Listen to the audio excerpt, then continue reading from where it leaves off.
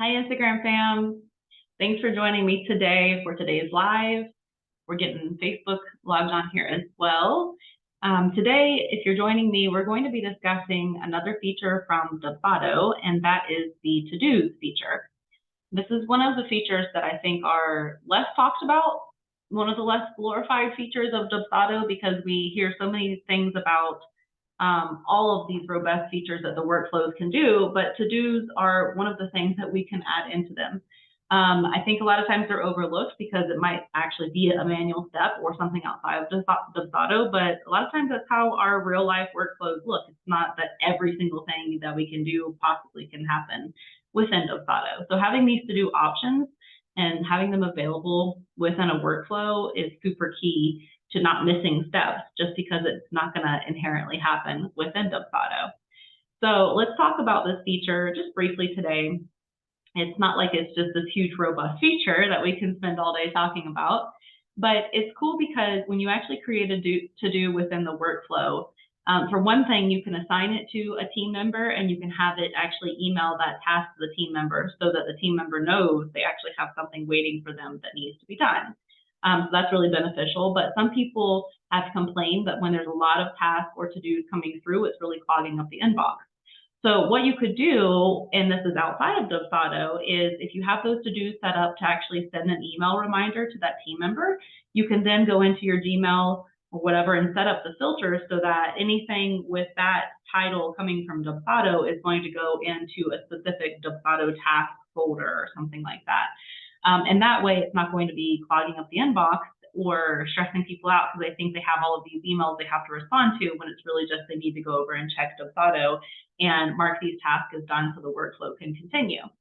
Some cool things too about these to-dos is it's not just that you can just put like a simple little one-liner or whatever. You can actually structure them with rich text formatting.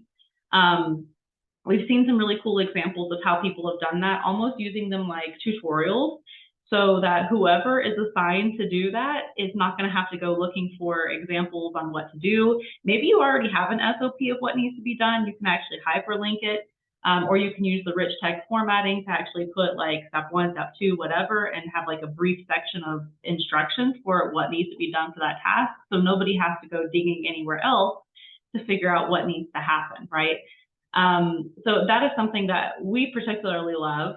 You could even set up another automation so that it then connected to your project management tool. Now, it's kind of going around the world to do it, but once you send that email reminder to go to their inbox, you can actually set up an automation so that when something with that title comes into your inbox, it then adds that as a task into your project management tool, something like Asana or ClickUp, right?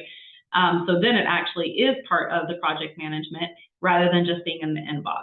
But those are kind of additional steps. In the very least, you would have those email reminders and not being all in the main inbox.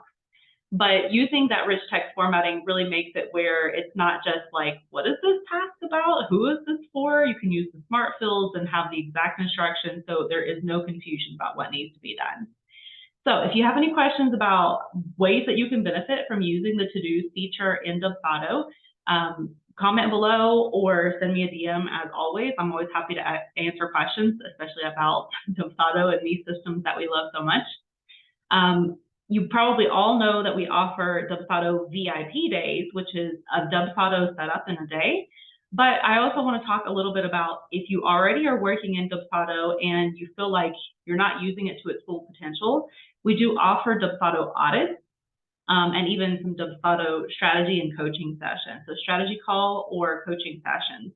The coaching calls are really for a month. You would get 4 coaching calls and then access to me and my team for the month via Slack. So you get a little bit more support as you're implementing the things we discuss on the calls. So if some of those seem like the option that is right for you, like I said, you might be at a different place where you don't need the full setup, but you do need that extra bit of support. Shoot me a DM, ask me your questions, and we can see if that makes sense for you and your business.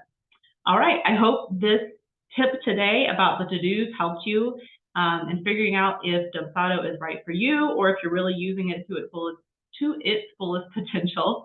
And as always, let me know what you thought and send me a message if you have questions. Hope you have a great weekend. See you next time. Bye.